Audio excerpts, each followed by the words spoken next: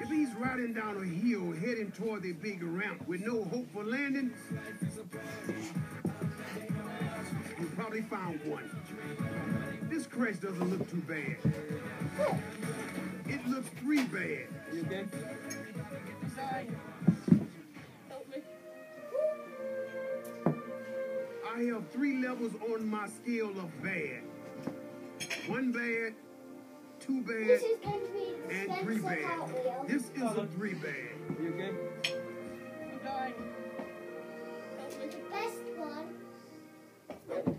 We've seen some dangerous stuff on this show already. Bikes, trucks, This is helicopters. Spencer Cartwheel. But I've saved the deadliest till last. Inflatables. There's nothing more terrifying than an inflatable ready to wreak havoc on an innocent passerby. Take a look at this.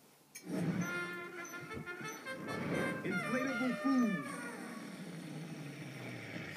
This is the Spencer tank. First up, we've got all these fools. They're not happy sitting around having a good conversation. They want to break something instead.